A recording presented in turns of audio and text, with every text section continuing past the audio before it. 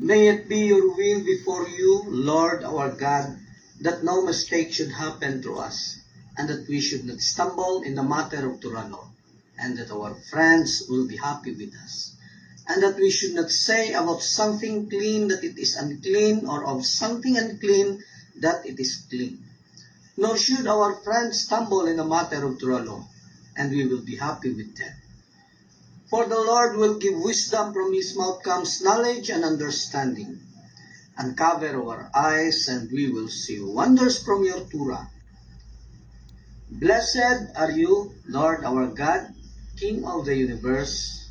May the words of my mouth and meditation of my heart be acceptable before you, Lord, my rock and my redeemer. Amen.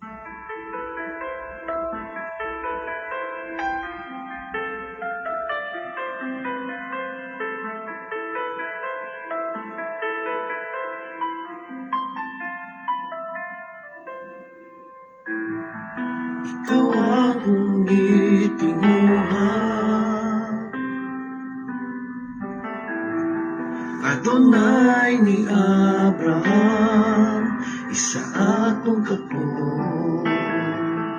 Ang balaod mo akong giyak, na ako makakatong kanimo. Ikaw akong ginigugma, Adonai ni Abraham, isa akong kako. Ang balaod mo ang giyak, niini kinabuhi. Baruch Adonai Elohai Israel, Hashem dayon ka sa kanunay. Baruch Adonai Elohai Israel, Hashem dayon ka sa kanunay. Ikaw lang akong simbahon, Adonai ni Abraham, isa akong kako. Ang balaod mo mao'y iyan sa dalan sa pagkinabuhi.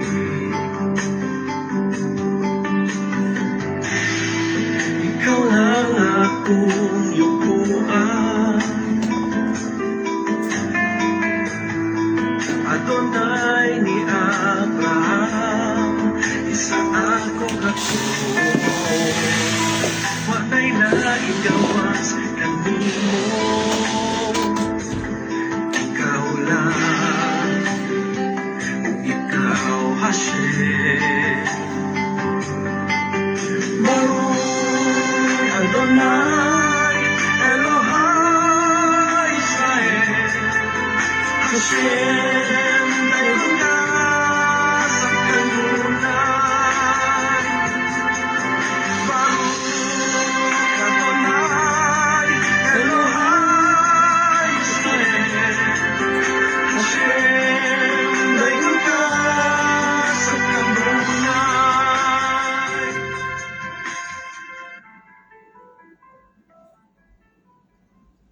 Okay.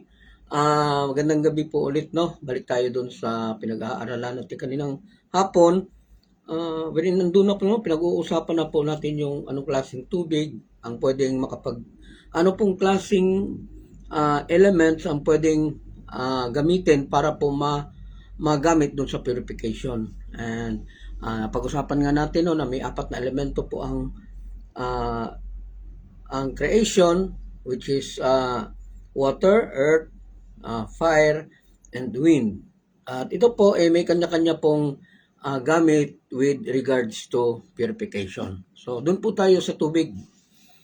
So, yun nga, no, May isang kaibigan po na pinalo po, no, ng pinalo. Dahil nahuli siguro siya kung ano kasalanan niya, pinalo siya ng pinalo. Ngayon, nung siging palo, ilang araw na palo, natural po sa taong binigyan po ng punishment na medyo mapagod. Hopefully nakuha po ninyo, no, na magkasugat-sugat hanggang sa mapagod. And then, ito pong ganitong sitwasyon, ito po yung sitwasyon ng isang soul na kapag ka nagkasala ka po, para mo siyang pinapalo hanggang sa siya mapagod. Hanggang siya magkaroon ng magkaroon siya ng kapaguran na aabot minsan na hindi na siya makagalaw o dahil po dun sa kasalanan na nagawa niya. And yet, pagkatapos sa lahat ng pasakit, binigyan siya ng chance na maglinis ang katawan tapos naligo. So, dahil nakapaligo siya, nakapagpahinga ng konti, sigurado po na manunumbalik po yung yung lakas niya. So, parang ganun din yung yung soul na dahil sa ginagawa ng tao sa kanya kasi walang pakialam yung tao, kalimitan doon sa mga tao, walang pakialam doon sa soul. Binabaliwala lang po nila yung soul. So, gumagawa sila ayon doon sa gusto nila, mga bagay na minsan hindi naiintindihan, tapos ginagawa pa din, wherein very harmful po yan doon sa soul. Hindi po yan, akala natin okay lang, pero hindi po yan okay because that is very harmful doon sa soul. Na aabot minsan sa point na ayaw na niyang gumalaw o kasi pagod na siya, and yet pinagpahinga. Then, nung nakapahinga na pinaligo sa pamamagitan ng pag-aaral ng Torah, doon, nanumbalik po yung lakas niya. Para lang yan siyang isang computer ba na napagod. Dahil napagod siya, i-reset mo siya doon sa simula, then balik na naman siya doon sa dati niyang sigla. So parang ganun po ang tao na go into mikbi. Na matapos siya gumawa ng maraming kasalanan, na akala niya tama yung ginagawa niya, tapos umabot siya sa point na kung saan nag-decide siya na maniwala kay Hashem at maglinis doon sa sarili niya sa pamamagitan ng pagpunta doon sa mikbi. And yet, parang ma-refresh ang soul. So, babalik kung ano siya, yung lakas, manumbalik kung ano siya sa simula. So, yun po ang mikbi. Na nagpapa-refresh po siya sa spiritual side. Dahil every now and then po gumagawa po ang tao ng kasalanan, at yung kasalanan na yun is yun yung parang palo doon sa soul. So kapag ka pumasok po doon sa malamig na tubig ang isang taong pupunta doon sa mikbi area, so his alertness, yung pagka-alert niya is babalik yan. Para siyang nagising ba, kumbaga. Para siyang nagising mula doon sa mahabang pagkakatulog. So, the soul happens when it enters the mikbi. Kaya sa lahat po, ang soul po ang pinakapagod kasi hindi siya halos mabigyan ng tamang treatment. Hindi siya halos mabigyan ng tamang pansin. Dahil ang iniisip ng tao is kung paano siya umasenso, paano siya makakain. So, puro lang mga physical matter in which yung soul niya, ang needs niya is yung pagkain na para dun sa spiritual. So, sa panahon na pupunta po siya dun sa mikbi, manunumbalik po yung lakas niya ulit. So, ganun po ang soul ng tao. So, ibig sabihin po niyan na ang mikvi is actually the cure of the soul or heals the soul. Siya po ang nagpapagaling doon sa soul. Nakita natin si Captain Naaman, medyo dito na yan, tapos na naibigay ang tura sa panahon na yan. Then, nung medyo yung spiritual niya, nagkaroon siya ng sakit. Siya kung saan sana siya napupunta. So he is a Syrian army, no? He is a captain of the Syrian army. And yet, he is a Gentile. Klaro po yan na he is a Gentile. And yet, nagkaroon siya ng sakit na may sa kanya, sabi, katulong niya na Jewish, nakapagsabi sa kanya na try mo lapitan ito si prophet. So, yun, nilapitan niya at nag-advise naman yung prophet na punta ka doon sa sa river na yun. Punta ka doon. Pag nakapunta ka doon, para gumaling yung sugat mo, linisin mo yung katawan mo, hindi lang yung katawan mo, hindi lang yung physical, pati spiritual, sa pamamagitan ng basa or doon sa tubig ng 7 beses. Okay? So, nung nagawa niya yun, bigla pong na-rejuvenate yung katawan niya. Na ibalik po sa dating niya na yung mga bakas ng leprosy niya is nawala. Dahil dun sa niya dun sa tubig, paglusong niya ng 7 beses dun sa tubig. Yun po ang sinasabing mikti. In which, wala po tayong makita sa Tura na sinabing bawal sa kanya, nagkasala siya, he needs to undergo punishment from Hashem because he was not commanded. So wala pong ganyan. And yet maraming beses na ang mga sages is nagsasabi na this person is converted to Judaism and they go into mikveh. Like Basya. So, according to sages naman, ito si Basya, hindi simpleng paligo yun. That is the ritual symbolizing na iniwan niya yung disbelief niya dun sa paniniwala ng tatay niya na si Parao. Hindi niya nagustuhan yun at iniwan niya yung paniniwalang yun. Kaya naligo siya according to rabbis. So this is actually considered as mikveh. In fact, sa panahon na yun is yung conversion na sinasabi ng mga Hudyo na she converted to Judaism is not the conversion to Jewish nation. Dahil sa panahon na po yun, wala pang Jewish nation. Sila kumbaga tribes lang of Israel, kasi naging nation po sila sa panahon kung saan natanggap po nila ang Torah sa Sinai. So nangyari po yun sa panahon na yun, sa panahon ni Basya is yun yung panahon kung saan napulot niya si Moses. So napakalayo pa po ng panahon. Napakalayo pa ng panahon. So yung conversion na sinasabi nila is conversion from idolatry, umalis sa pagiging idolatry, sa paniniwala doon sa hindi tamang God, then pumunta siya doon sa paniniwala ng Israel. That is conversion to Judaism.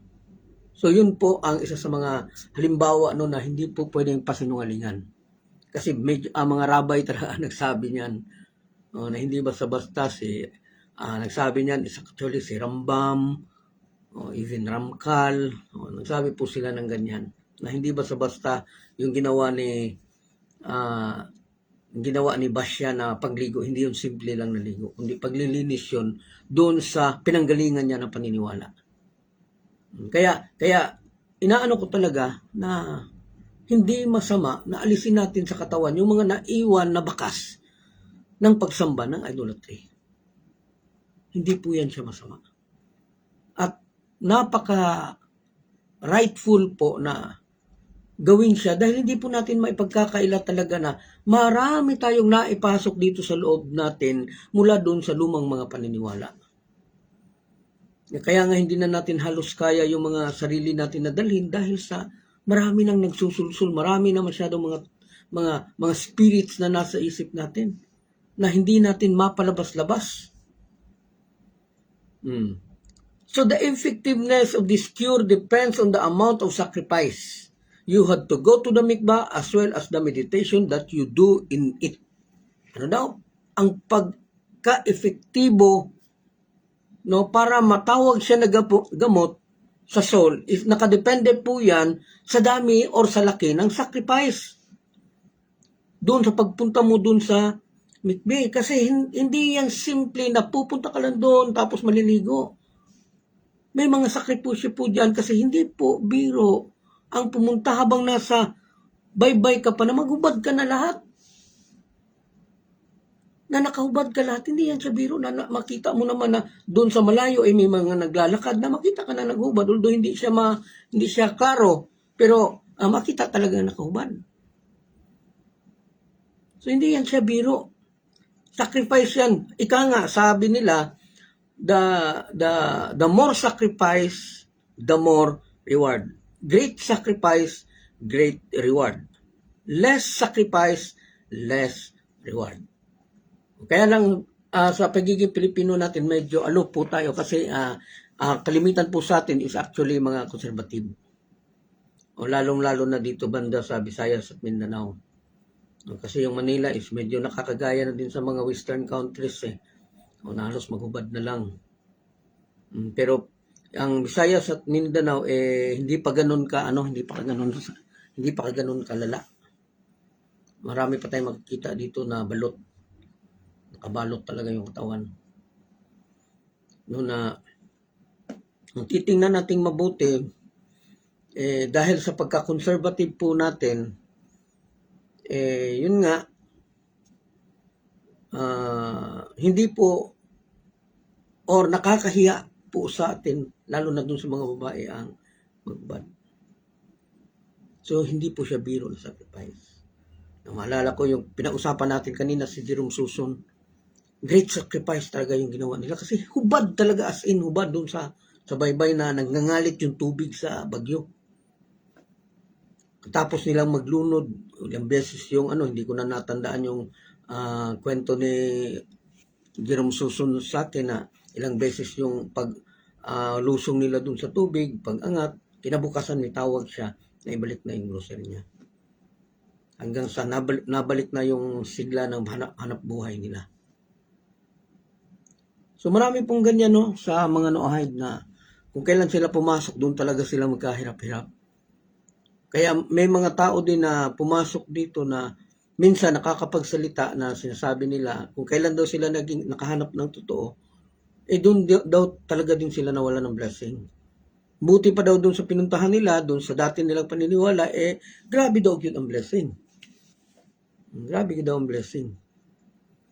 So medyo yung mga tao is actually hindi nila nakuha, hindi nila maintindihan. Kasi pag-aakala natin na yung blessing na binibigay sa atin, ang patayan natin sa blessing na binibigay ni Hashem sa atin is yung wealth. Kung gaano kadami ang naibigay na pera, mga pagkain, mga assets no naibigay ni Hashem. So minsan doon nakabase yung blessing. Hindi natin alam na iba ang paraan ni Hashem kapag ang pinag-uusapan is blessing. So iba yung pananaw ng iba't ibang tao patungkol dyan. Kaya the great reward, the great sacrifice is the great reward. Less sacrifice, less reward. Kasi dahil nga sa medyo nakakahiya, dahil nga sa conservative tayo, hindi tayo basta-basta naghuhubad kung kani-kanino, ayun nga, naisipan na magbalot muna dyan sa labas, doon na maghuhubad doon sa tubig na kung saan hindi ka na makitaan ng parte ng katawan. So, kahit na ganun po yun, meron po yung reward kahit papano. Sabi nga, less sacrifice, less reward. May reward pa din. Kaya hopefully nakuha po natin So, the effectiveness of this cure depends on the amount of the sacrifice, and you had to go to the mikveh as well as the meditation that you do in it. Okay, Garcia Yetro. Nakalimutan kong yung FB ko dito. Dali lang para makita ko yung mga tanong ninyo.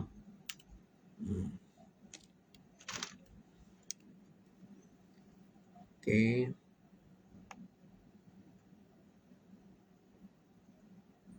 Okay, Garcia Yitro, muna testingan ka lang ni Hashem kung totoo ka ba talaga sa Kanya.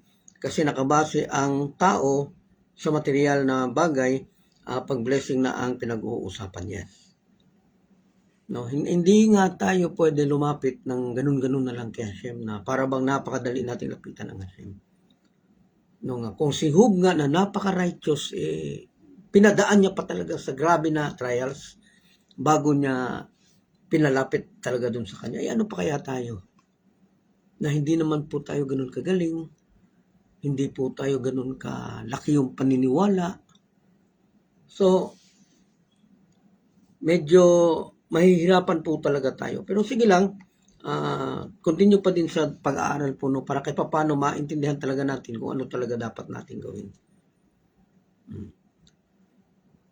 So, kailangan po nating malaman na kapag pumunta po tayo sa MICB, kailangan po i-remove ang lahat po ng mga bagay na nakakapagbigay po sa atin ng ng baggage, yung mga problema, yung mga kung ano mga dinadala natin sa buhay. Kailangan po natin yan siya i-remove kasi hangga't hindi mo natanggap yung isang kasalanan, mahihirapan po tayo na bigyan ng chance yung one half na mapatawad sa pamamagitan ng pag-accept ng kasalanan. Kasi ganun talaga.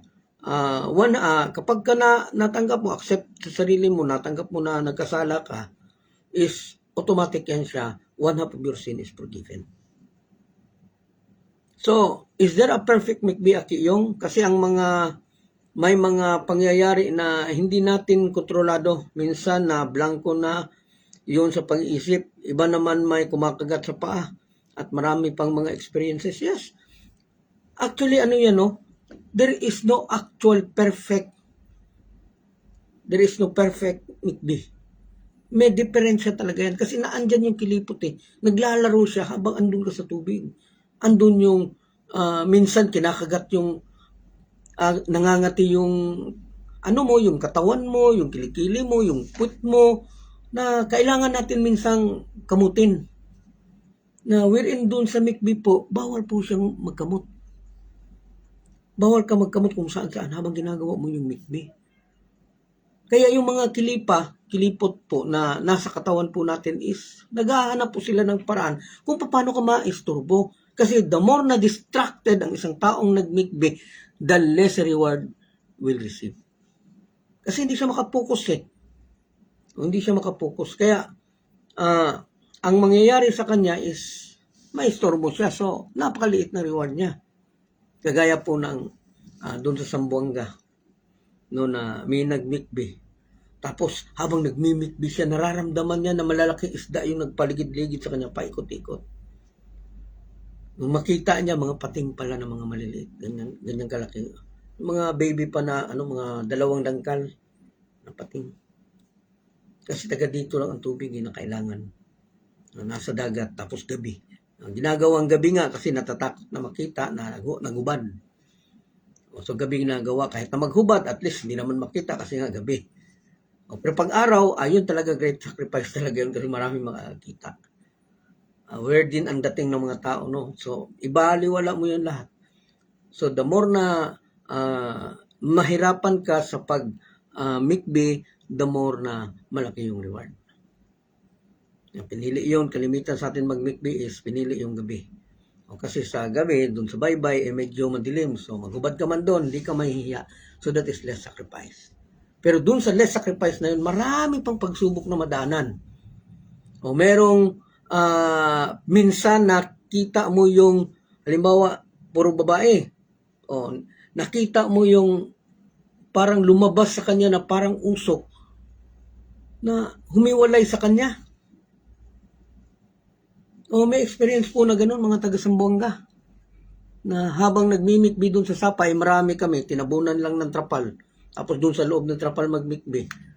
So yung nakakita sa kanya, yung nasa nasa labas ng trapal na mga babae din, na nakita ng mga babae na may humiwalay na usok. Galing doon sa katawan ng nagmikbi. May humiwalay. Tapos, alam naman natin yung anino, hindi naman yan humihiwalay Pero doon, yung anino niya na parang usok, humiwalay, umalis. Nung magmikbi. So medyo nagkaroon po ng konting tension kasi yun nga, medyo hindi po maganda yung nangyayari minsan. Andun yung kinakagat ka ng alimango habang nag-aano ka, kinakagat ka doon sa paa ng alimango. So napakalaking disturbance po, kaya minsan napapasayaw po yung taong nagmimikbi, kung saan pag ano niya, pag utter niya ng prayer, isabayan niya ng diin ng paa para mapatay niya yung alimango na kumagat doon sa paa niya. O ganun po kadami. Wherein kung magsabay-sabay kayo, tapos sa unahan, makita mo talaga yung iba na nagliliwanag talaga sa ilalim ng tubig. Na parang may fluorescent sa ilalim ng tubig ba sa liwanag. Ganun po ang mga experiences. So, pag-uusapan po natin maya-maya no kung anong proseso. Okay? So, Jason Benoit, there is no perfect Mikbi. Always good yan siya na may mga problema. Ako sa tagal ko na dito, sa dami na ng Mikbi na nadaanan ko, wala na. Kahit na anong luma mo, meron talagang problema yung Mikbi. Lalo na paggabi na medyo nakakatakot yung dagat. Tapos ikaw lang mag-isa. Kasi dito po sa Iligan, po, no, kapag ka nag-Mikbi kami, mga babae sila lahat eh. So, yun nga no, dahil sa mga babae sila lahat, so ako yung napapauna doon. Alam nga naman, sumabay ako doon sa kanila. Alam ko naman maghuhubad dyan. So, nauuna talaga ako doon sa kanya. Hindi naman kaya din ako ganun katapang, no? Hindi din ako ganun katapang. Meron din pagkakataon na natatakot po ako. Meron pagkakataon din po. Na kung saan naandoon ka na sa gitna, ikaw lang mag-isa. Kasi ako lang isang lalaki eh. Kalimitan, si Oscar noon araw is andun pa sa abroad. So, ako lang minsan isa, minsan dalawa kami. So, mauna talaga kami doon. So, ang problema lang, medyo nakakatakot yung dagat. Nakakatakot. Pero wala akong magagawa, kailangan ko magtapang-tapangan. Kasi ang mga babae is na medyo malayo sila, hindi ako makita, pero alam nila na nandun ako. Kailangan ko magtapang-tapangan. So, yun nga, nangyari, andun na, tapos na ako, pero wala na. Grabe na ang takot. Hindi talaga yan siya maiwasan dahil nga sa environment na madilim masyado, andun ba yung mga trials na ang daming katinama, ang daming kati. Tapos may pagkakataon pa na kung kailan ka na naandoon sa dagat, tapos mag-o-utter ka na ng prayer, nakalimutan mo pa yung prayer. Kaya ginagawa ko is naglalagay ako ng yung speaker doon sa may bandang malayo, doon sa baybay na tamang-tama lang na marinig ng konti ng nagmimikbi. Kasi kinakanta namin yan. Kinakanta namin yan. Yung prayer na gina-utter, kasi mahirap siyang i-memorize kapag ka andun ka na sa tubig. Mahirap talaga. Kahit na sino ang una, ikalawa, ikatatlo, hindi sila maka-perfect doon sa prayer. Sa tubig kasi nawawalang bigla, pati ang prayer. Malala ko lang yung kapatid ko na siya, yung unang presidente dito, una niyang mikbi. Wala talaga siyang wala siyang nasabi sa prayer. Wala siya pa yung nagtuturo kung paano yung prayer, ganito, ganyan. Nung siya na na doon, blanco talaga. So, ano gagawin niya doon? Nakalimutan niya na talaga yung prayer. So, wala siyang ginawa, kundi umiyak na lang. Sarap na siya. Umiyak na lang siya. Umiyak siya, lunod siya sa tubig. Hindi niya pa din matandaan. Natapos na lang yung mikbe, hindi pa niya natandaan. Doon niya na natandaan nung nasa baybay na siya. So, wala pong bida. Wala pong aktor, no? Wala pong kapag lumapit ka po kay Hashem. Hindi ka basta-basta po. Napaka weird. Minsan andyan pa yung mga tukso minsan na kapag ka magkasama kayo, halimbawa, ako, tapos si Nick, tsaka si Gian. Ay tatlo, anak ni Carnie Reales. Kasabay kami kasi di naman pwede na iwan namin si Gian. So, nagsabay kami tatlo. Dito man si Nick. So, ang problema, yung batang yon kasi bata pa, nang naghubad na, tiningnan niya talaga yung ari, which is bawal po yan. Tiningnan niya yung ari, isa-isa. Nagreklamo pa. Brother, bakit maliit yung sayo? Sa kanya malaki. Naging tawanan na lang talaga namin. So ganun ba, napakarami pong mga bagay na pwedeng mangyari. Kaya minsan maganda kung ikaw lang yung mag-isa. Kaya lang medyo malaki-laki talaga yung survival na pwede mong, kung araw lang sana, di wala sana problema. Ayaw naman natin maghubad doon sa harap ng maraming tao, no? May padaan-daan. So Jason Binoak, ano po ba ang explanation doon sa lumabas na black na usok sa katawan na tao? Possession po ba yon? Ginawa ba free will yung katawan ng tao? Actually, hindi po. Tayo po lahat meron po mga negative entity na nasa loob. It's either elemental or mga spirits. Meron po talaga tayo. Kaya nga hindi natin makontrol yung isip natin na, halimbawa, gusto ko i-blanco lahat. Hindi mo magawang mablanco kasi hindi ikaw lang ang tao sa loob eh. Kung ikaw na blanco mo, pero yung iba nag-iingay eh. So may marinig at may maririnig ka talaga which yung focus po is mawawala. Kaya mahirapan po tayo. Kaya ang ginagawa ng iba before go into meet-be is kinokontrol muna nila yung mind nila. O sa pamamagitan ng pag-utter ng blessing doon sa Isaiah, no? Na in Hebrew na rabut makasabot believe ish baatsat Adonai hitakom. So 3 beses, rabut makasabot believe ish baatsat Adonai hitakom. Ganun po 3 beses po, balik-balik hanggang sa mawala talaga yung iniisip mo. Pag nawala na, then go. Kasi di talaga maiwasan. Kaya mga rabay-rabay, mga rabay na mismo. So, sa mga rabay na mismo is, sa mga rabay mismo is, ganun din po sila. Pero, na sila, master na sila, pero hindi pa din nila ma-perfect yan. Kasi nga, ang daming, ang daming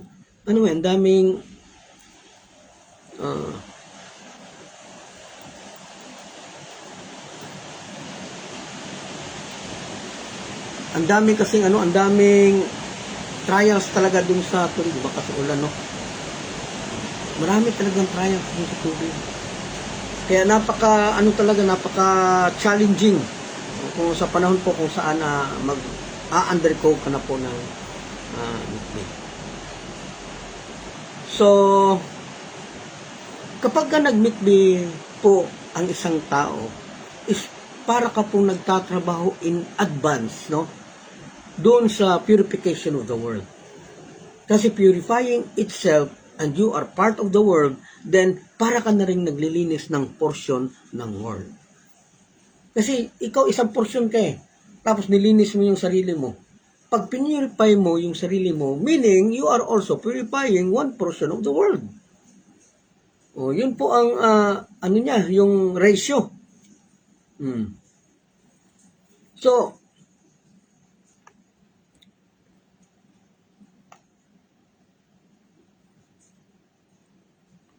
So yun nga, no, when a person wants to start doing teshuva, kasi ganito yan. Bago ka magpunta doon sa mikveh, sequence ko na. Bago ka magpunta doon sa mikveh, kailangan siya ng plan. O i-plan po ninyo saan kayo banda mag-mikveh, safe ba doon mag-mikveh, hindi ba maraming tao, or kailangan mo kailangan na medyo na private na lugar. Kasi hindi naman din biro talaga maghubad kapag maraming tao. So, mamili ka talaga ng private na lugar. Mahal-mahal siya, pero ganun talaga, walang libre. So, iplano yan siya, sino mga kasama mo, or kung araw mo gagawin, pwedeng ikaw lang, no? Pero kung gabi gagawin, kailangan marami po. Mga babae, mga lalaki, iba din ang lugar. Okay, Yitzhak Binuano, kung makalimutan ang prayer, pwede po ba uulitin sa time na yon? So kung makalimutan, ibig sabihin hindi mo na talaga ma-utter. So ilunod mo yung sarili mo, din pag tayo mo, medyo kung maalala mo, din doon ka mag-prayer. Pero kung makalimutan mo talaga, wag mo nang pilitin na isipin kasi ganun talaga ang mikveh. So ganun, no, may preparation na gagawin. Then, kapag ka nag-prepare na, plano na, anong araw, anong venue, sinong kasama, sinong mauna, so kailangan na mag-prepare. Yun talaga ang unang dapat gawin. Then after that, kailangan linisin.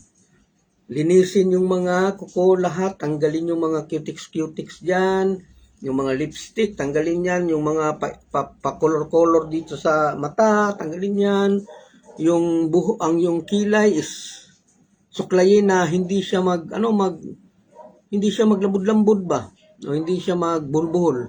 Then buhok, so yung kilikili pag may buhok, suklayin, then pati yung dito sa ari, suklayin kung maaari. So, pagkatapos niyan, mag-toothbrush, then, pagkatapos mo niyan, kung may pagkakataon na linisin mo muna yung katawan mo, kasi hindi ligo yun eh. That is spiritual cleansing. Kung pwede mag-physical cleansing ka muna, then, good. Pero kung okay, pero kung hindi naman, medyo apike sa oras, then, pwede naman din na hindi. No, so, depende na po sa atin yan. Then, ilang beses po ba kailangan magmikbi? Kailangan po ba masasabi natin na kailangan ko na magmikbi? Okay? Yung pag-alis sa idolatry, kailangan talaga magmikbi. Para maalis yung dumi or yung mga spirits na natanggap mo mula sa pagsamba ng idolatry. Pero hindi po ibig sabihin na yan lang. Pwede ka ding magmikbi dahil nararamdaman mo na medyo mabigat. Marami kang problema, may nagkasakit, may hihingin kay Hashem, pwede kang magmikbi. Kaya lang, titiis ka talaga, ikaw lang mag-isa. Maliban na lang kung may kasama ka. So, ganun po yun. So, marami pong mga, so, hindi lang po isang beses magmikbi. So, kapag may pagkakataon na medyo sa pagagay mo, parang malas ako sa panahon na to. Pakabigat ng grasya. So, pwede kang magmikbi dahil doon, hingiin mo kay Hashem. So, balik po tayo dun sa proseso, yun nga, tatanggalan mo na, maglilinis ka na, then magsisimula ka na po na mag-repent. Isipin mo lahat ng kasalanan mo, then you need to confess this to Hashem. Kasala di ko Hashem.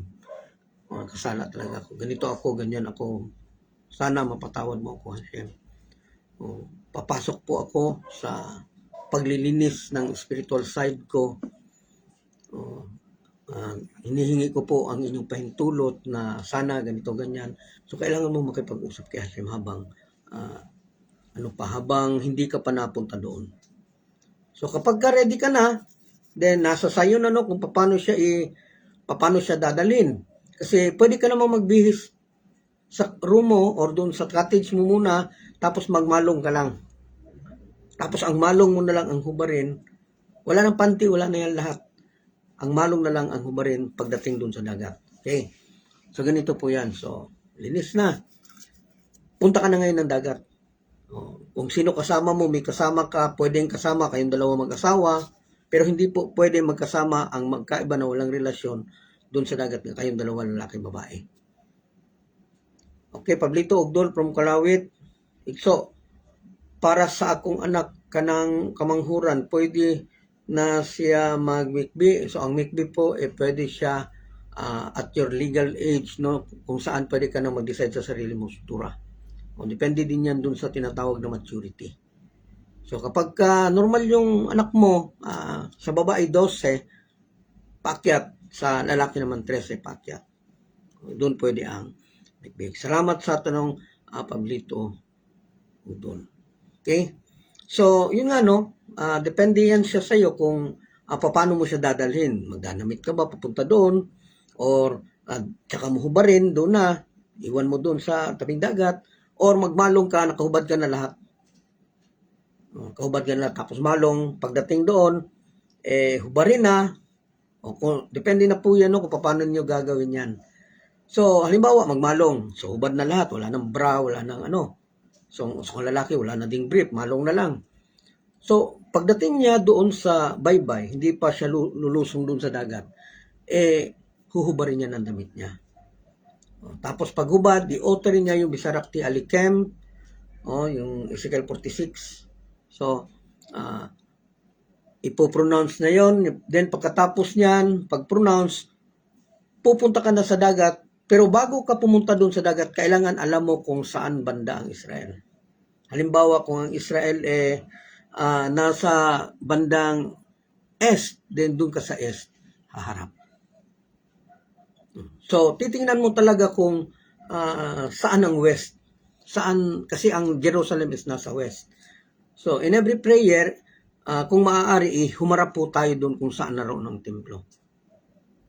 So, sa bandang west, no, kung ano mang degree ang ano dyan, mga nakakaalam dyan, yung mga sailor, no, sila yung nakakaalam dyan.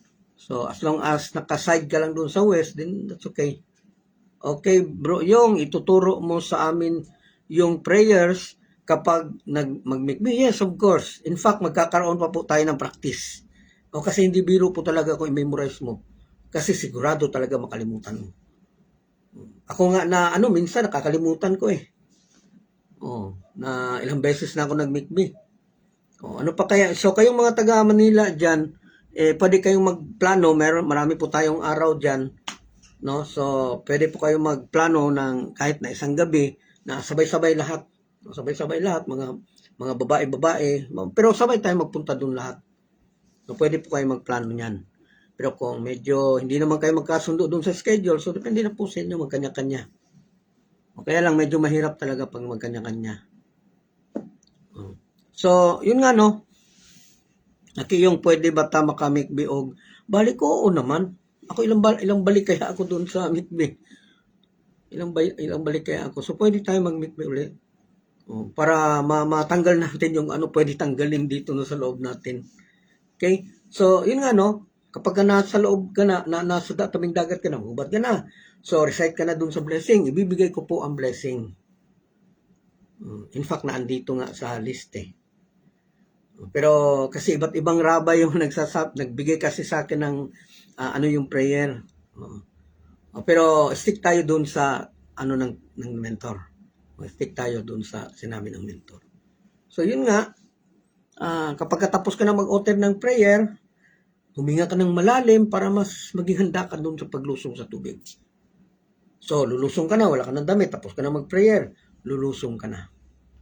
So, pero kailangan alam mo kung saan bandang west. Kasi doon ka haharap sa bandang west. Okay? West meaning kung saan magsa-sunrise o doon ka haharap. So, halimbawa, doon ka na. So, ang tubig po is kung dagat, medyo malalim kasi pag ganito, hanggang dibdib, tapos kapag ka nag-alon, wala ka, matatabunan ka ng alon. So, kahit na dito sa kuto-kuto banda o dito banda sa puso, okay na po yan siya. Kasi may mga paraan po yan, paano nga malunod mo lahat ng katawan mo. Okay, so, ganun po siya. No, so, pipili ka kung ano yung suitable na hindi ka matakot, hindi ka hindi ka madala sa tubig pag nag-alon siya. So, ang importante lang na malunod mo yung katawan mo.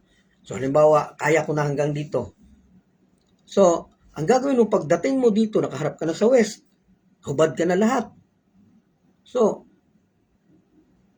ihihiwalay mo na po ang lahat ng parte ng katawan mo. Kamay, kailangan nakahiwalay yan siya.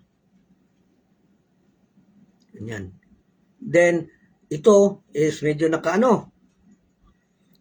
kung saan po lulubog ang araw, yes. Okay? So, itong sa bindang kilikili, ganun mo, separate mo na hindi siya maipit kasi baka hindi malagyan ng tubig yan, hindi masama sa mikbi yan.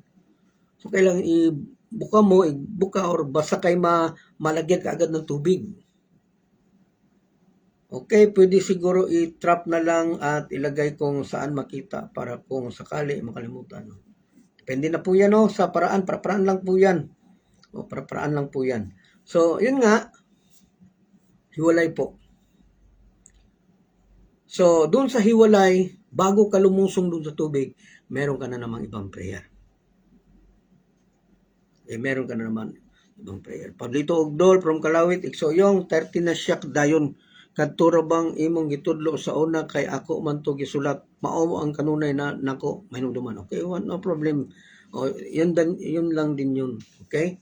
So, nakaganon, may prayer po ang title Libtahor. So, yung prayer po na Libtahor, actually, pwede mo yung i-recite pwede mo rin din niyang gawing song. So, ang ginawa po namin, ginawa po namin song. Kasi mas madali po mag-memorize kapag ginawang song. Tapos sinasabayan namin ng music doon sa malayo. Doon sa bandang mga, kung dagat siya, doon sa bandang cottage. Tutugtog kami doon na tamang-tama niya na marinig habang andun siya sa dagat. Sasabayan niya na lang. Para hindi niya talaga makalimutan. So, ganoon, gumawa po talaga kami ng paraan kung paano magawa ng maayos yung ano. So, ganoon na. So, maririnig mo na nagtutugtog, sabay ka na. Or, memorizein mo talaga. Ako, hindi pa ako nakakita ng tao na nag-memorize na naging successful doon sa prayer.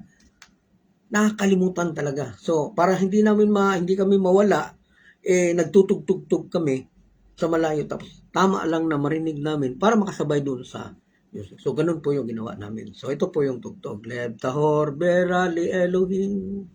Lev tahor berali.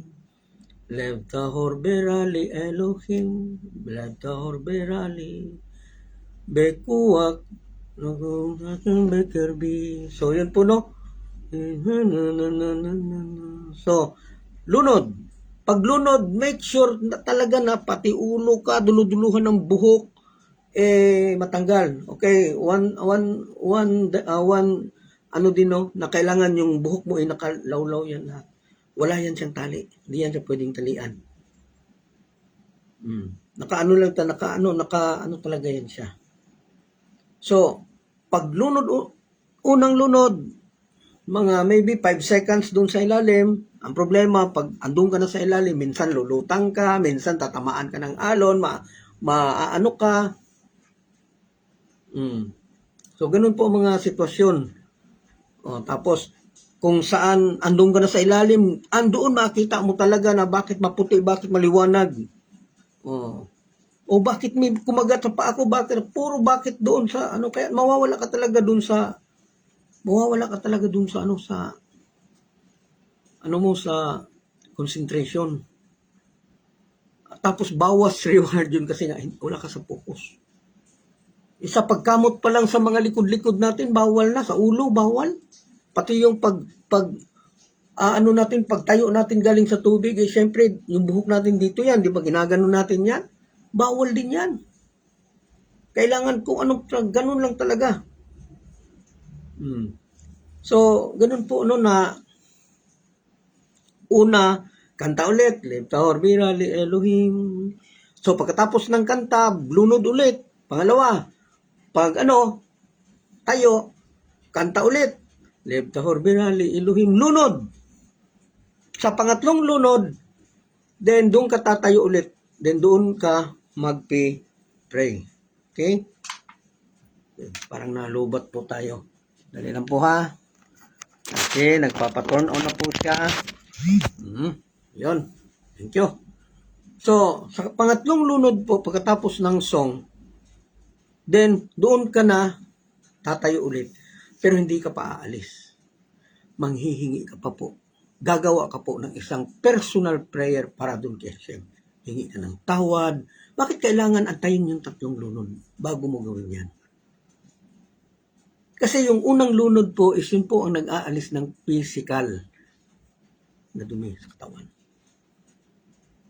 Ikalawang lunod po is yun po ang nag-aalis ng spiritual na dumi ng katawan.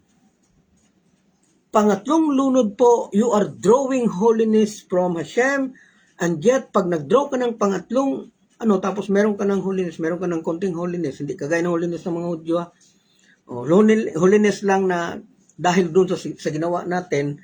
So, nakadraw ka ng holiness, ibig sabihin, mas madali po marinig ang prayer mo. So, pagkatapos ay ikatlong lunod, gagawa pa ka po ng personal prayer. So, yun nga.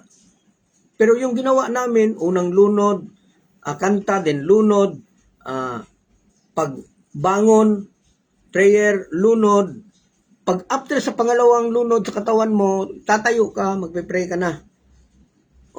Magpe-pray ka na after sa pangalawa. Then matapos po prayer ng personal prayer, ulit ka naman doon sa paglunod. Paglunod, then pag nakabangon ka na, face, turn about ka na doon sa shore, sa baybay. Then, bago ka mag-shore, bago ka bumalik, maglakad pabalik doon sa baybay, sasabihin mo, tahor. Tahor meaning, I am clean, I am purified. Tahor, Baruch Hashem. I am clean, I am purified, Baruch Hashem. So, ganun po. Unang lunod, bago maglunod, mag-utter ng prayer. Then, bangon, prayer ulit, lunod. So, sa pangatlong lunod, bago po simulan, prayer. Or, kanta muna ng Libtahor, Virali. Then, lunod, then prayer. So, depende po no kung saan mo ilalagay yung prayer pagkatapos ba ng kalawang lunod or after na talaga doon sa ikatlong lunod. So, depende po yan. So, kung ang tama po dyan, after po doon sa ikatlo. Kasi doon ka kasi kukuha ng holiness sa ikatlong lunod. So, after malunod doon, o-utter ka ng prayer, personal prayer kay Hashem. Then, pagkatapos ng prayer, mga ilang minuto or habaan mo na. Total, may holiness ka naman pure ka naman sa panahon na yan. So, maririnig yan ni Hashem. Kung nagmikbi ka dahil may sakit na gustong gumaling, then, pero hindi po ibig sabihin na dahil nagmikbi ka, igagaling na talaga, assured na talaga gumaling. Hindi po. Nakadepende po talaga yan kay Hashem. No? So, kahit na nagmikbi ka, hindi po yan siya assurance kasi lahat ng bagay po is kay Hashem yan. Depende kung ibibigay yan ni Hashem. Pero isa lang po ang masisiguro natin, maririnig ni Hashem yung prayer natin. Kaya lang, hindi natin alam kung ano ang sagot ni Hashem. Kaya yung kailangan ba as Noahide sa babae, married man o single na after mag-menstruation, magmikbi. Actually, dun sa Jewish po, after mag-menstruation is magmikbi. Talaga. Pero dun sa, po kasi, sa Gentile po kasi, hindi po tayo subject dun sa menstruation. Kaya wala tayong utos na magmikbi after menstruation. Ang Jewish, kailangan nilang magmikbi kasi galing sila dun sa menstruation. So, may utos talaga kayo na maglinis kayo. Dahil lang ninyo, means lang ninyo. Pero sa Gentile, hindi po tayo subject dun sa batas nila na nida. Hindi po tayo subject doon. So, dugo ka man o hindi, you can go to mikbi. Then, yun nga, pagkatapos, kung ano paraan ang gusto mo, doon ba sa ikalawang prayer, pagkatapos sa ikalawa, tsaka ka mag-utter ng personal prayer, or doon na sa pangatlo. Pero advise yung na doon sa pangatlo. After, kasi kakanta ka pa sa pangatlo tapos lunod, tapos pag bumangon, prayer agad kasi nakadraw ka ng holiness doon sa pangatlong lunod. Then pagkatapos noon, about face ka na, papunta ka na sa baybay, sasabihin mo doon, i-recite mo, tahor. Tahor meaning, I am clean, I am purified. Praise God. Baruch Hashem. So, syempre, andun man sa baybay yung damit mo. So, dahan-dahan ka doon hanggang makuha mo yung damit mo, then suot mo balik.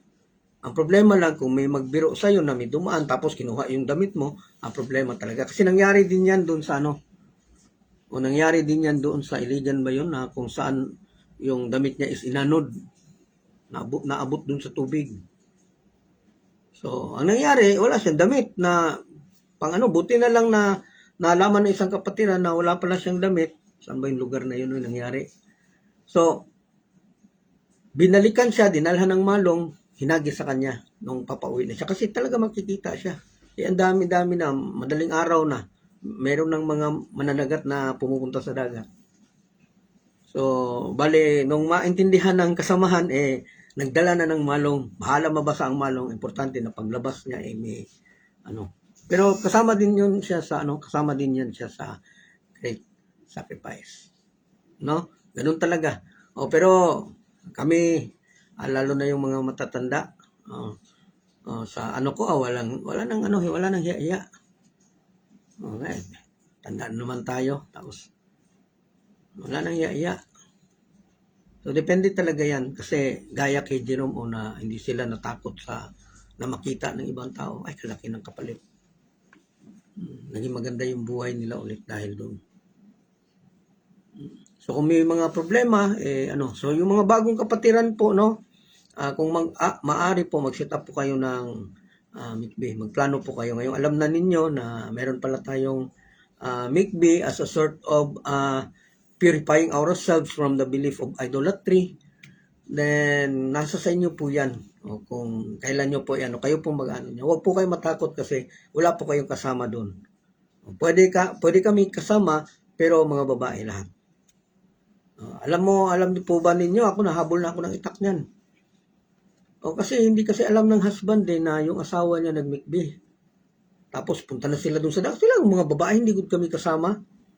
So ngayon, nung matapos magmikbi, ang nangyari, tinanong ng husband, saan ka galing? Nagmikbi mi. Nagmikbi kami. Ano yung mikbi? Yung kung pupunta sa dagat, tapos maghubad. Sino nagturo? Si Yoyong, patay. Nabol ako ng itak. Buti na lang din yung mga kapatiran, hindi talaga ako iniwan.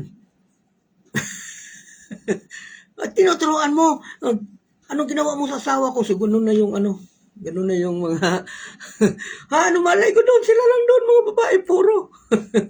Kaya medyo po, critical po yung usapin na yan. Kaya kailangan handa po kayo, tapos ayusin nyo talaga pag-explain.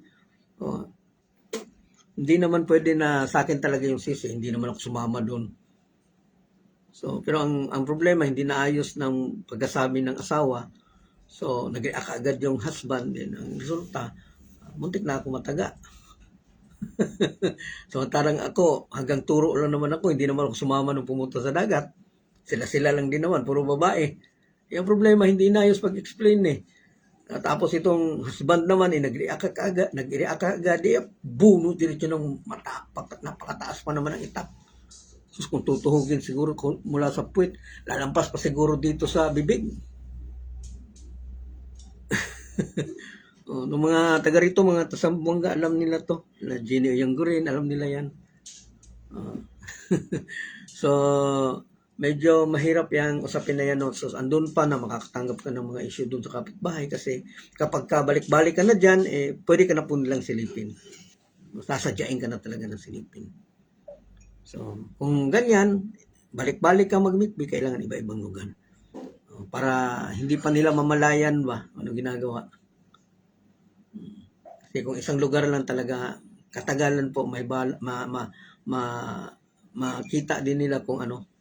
Makita din nila kung ano ang ginagawa. Kaya gagawa din yan sila ng paraan na para masilip. So, lahat po ng So, according to rabbinical tradition, the hair counts as part of the body. So, kailangan lahat talaga ng parte ng buhok. Kung mahaba yung buhok mo, malaki talaga problema mo. Kaya kailangan talaga yan siya mabasa lahat. Therefore, water is required to touch all parts of it. So, meaning that braids cannot be worn during immersion. Mga tali-tali sa buhok, hindi yan siya pwedeng So, the hair must be combed straight. Kailangang suklayin. Pahaba para hindi magbuhol-buhol. Then, particularly when it comes to deadlocks, a number of rabbinical rulings argue in support of. Okay, a person has to be very careful. Kailangan po mag-ingat ang tao during mikbeh na hindi po siya makaisip ng Torah.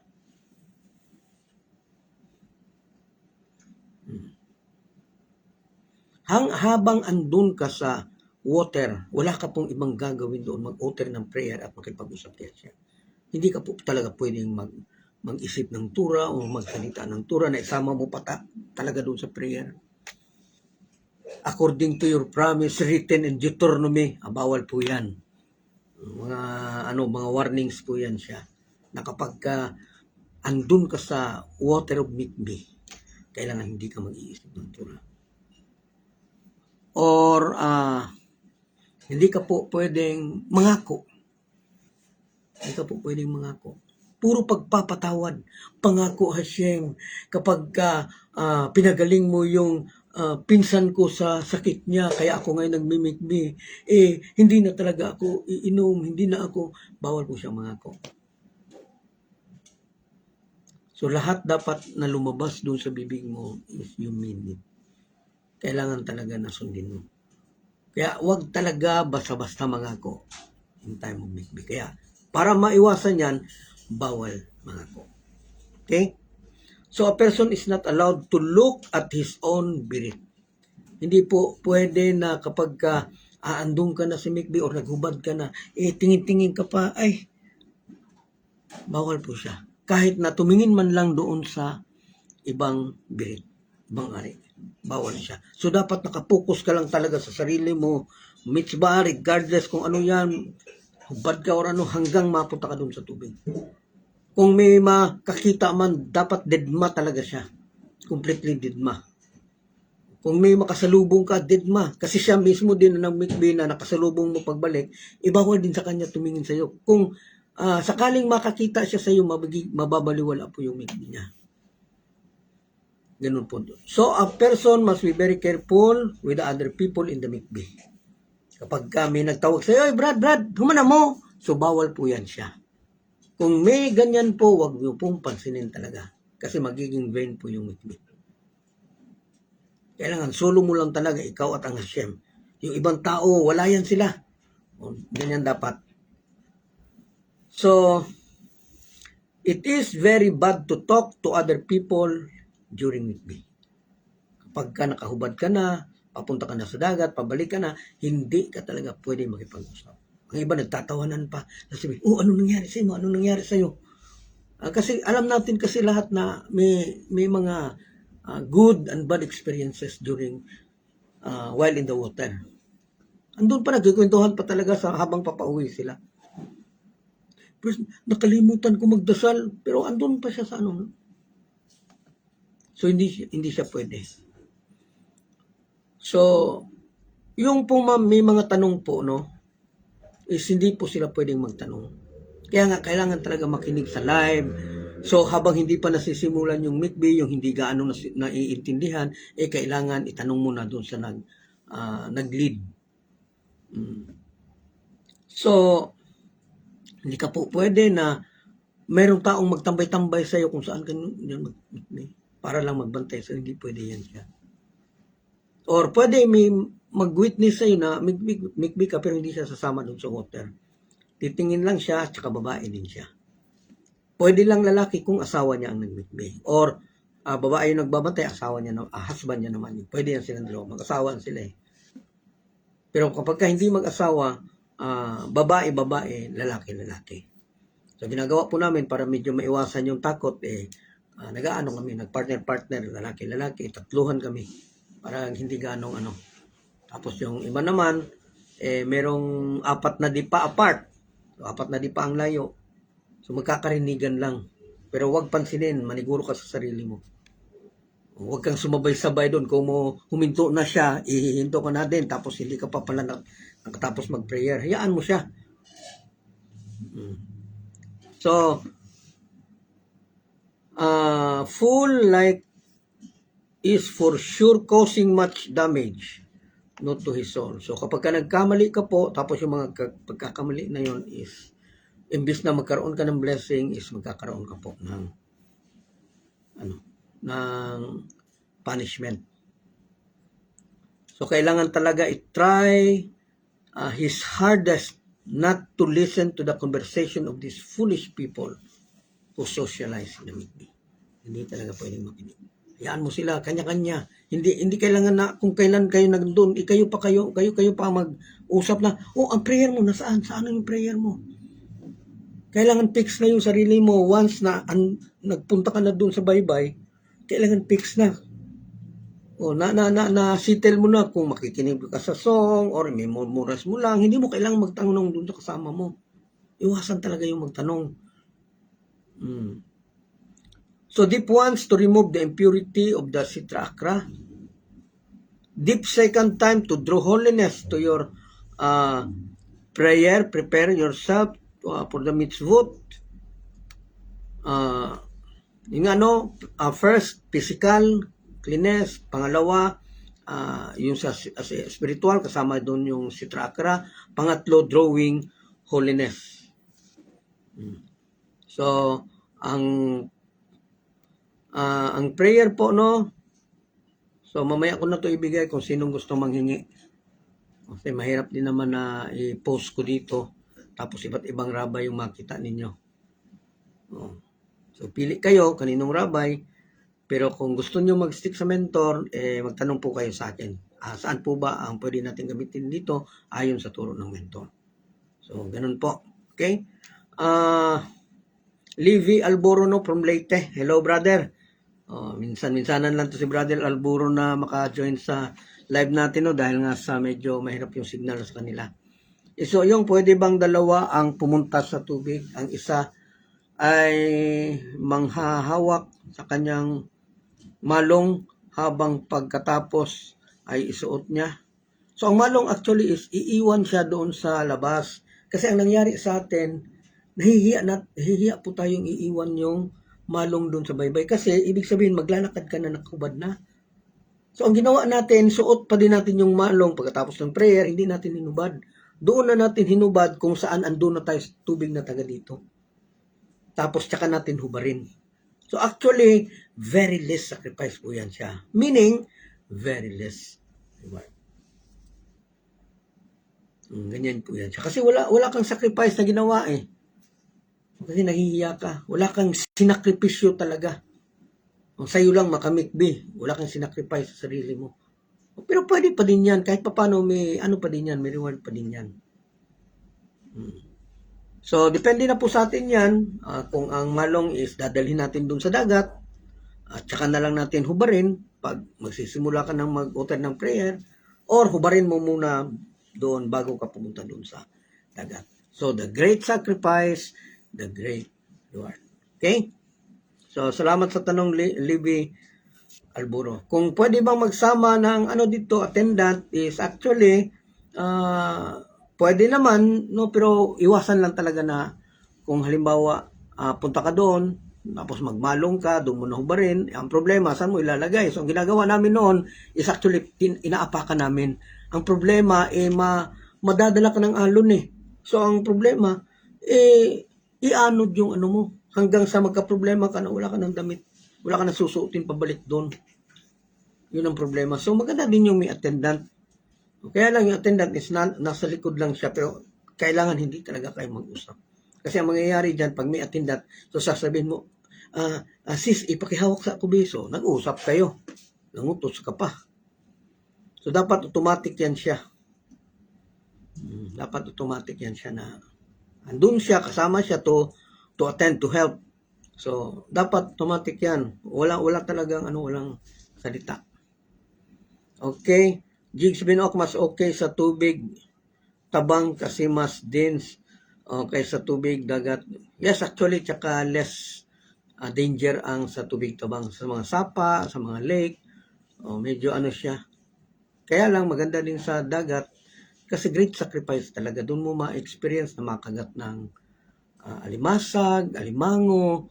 Doon mo ma-experience na binabangga-bangga ka ng pating sa paa mo, mga maliliit na pating. O ando na, dinadaanan ka ng mga malalaking isda na yung isda sa bato. So marami ka talagang ma-experience doon wherein kung baka survive ka dyan, great sacrifice talaga. Kasi andun yung takot. So hopefully nakuha po yung sequence, no, yung po ng prayer din, depende na lang po sa inyo kung hihingin ninyo ngayon, mag-PM po kayo. Then kapag diyan na lang po kung saan magme-meet me. So hanggang sa sunod ay nga pala salamat nga pala dun sa mga nagbigay dun sa nanghingi ng tulong kanina. O nakakapagpadala na po tayo ng 2005. Actually, GCash namin, hindi ko kasi napadala din sa kasi sinabihan ko sila na maghanap kayo ng tindahan na may GCash. Maghanap kayo ng tindahan. Kasi pag pinunta ko sa Palawan, ang problema yung mga ID. Mga ID, sasabihin na naman na expire. Kadaming problema. Brother, wala man akong ID. So, kakaproblema pa din. So, sinabi ko sa kanila, maghanap kayo ng GCash na tindahan. So, punta pa sila doon sa bayan din. Nagtanong ko sino may GCash, nanghingi ng number. So, pinaward ko. So, kung sino pa yung gustong magpahabol po, pwede po. Okay? At least maluwag-luwag, no? Makakain man lang sila na kahit isang linggo, tamang-tama na makakita din yung husband niya ng trabaho. So, hanggang sa susunod po, no? Magandang gabi po sa ating lahat. We give thanks to you, Lord, our God, that you place our portion with those who sit in the study halls, and that you did not place our portion with those who sit in the street corners. For we wake up early, and they wake up early. We wake up early for words of Torah, and they wake up early for empty words. We work hard, and they work hard. We work hard to get reward, and they work hard and do not receive reward. We run and they run. We run to life in the world to come, and they run to the pit of destruction. You who dwells in the shelter of the Most High, who abides in the shadow of the Omnipotent. I say of the Lord, who is my refuge and my stronghold, my God, in whom I trust, that he will save you from the ensnaring trap, from the destructive pestilence. He will cover you with his pinions, and you will find refuge under his wings. His truth is a shield and an armor. You will not fear the terror of the night, nor the arrow that flies by day, the pestilence that prowls in the darkness, nor the destruction that ravages at noon. 1,000 may fall at your left side, and 10,000 at your right, but it shall not reach you. You need only look with your eyes, and you will see the retribution of the wicked, because you have said, "The Lord is my shelter," and you have made the Most High your haven. No evil will befall you, no plague will come near your tent. For he will instruct his angels in your behalf, to guard you in all your ways. They will carry you in their hands, lest you injure your foot upon a rock.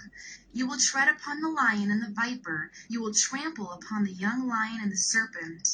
Because he desires me, I will deliver him. I will fortify him, for he knows my name.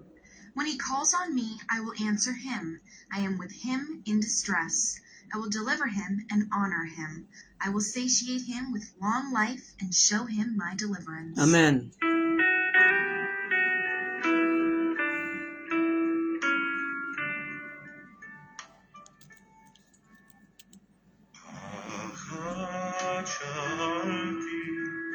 Et Adonai Otabake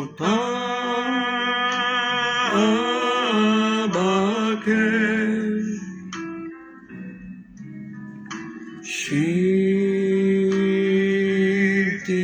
Bevet Adonai Kol Yamekaya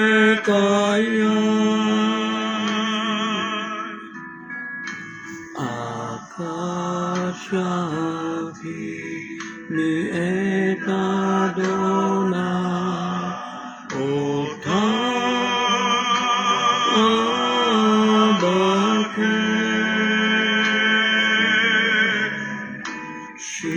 Shiti Bevet Adonai Kol Yamekaya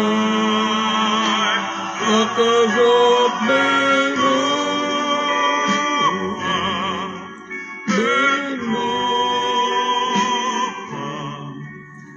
Benoah Adonai Lakasot Benoah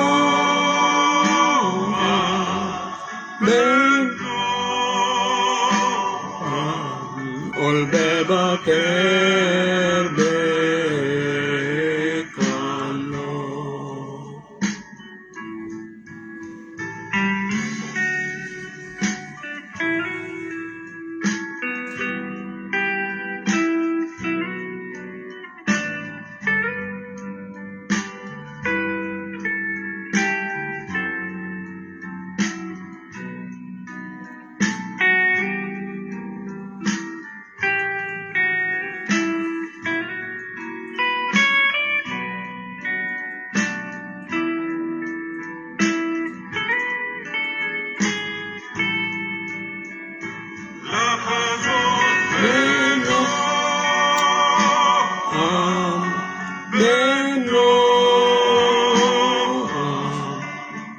Benoam Adonai, Lakazot Benoam, Benoam, Ulbevaker Be'Halom,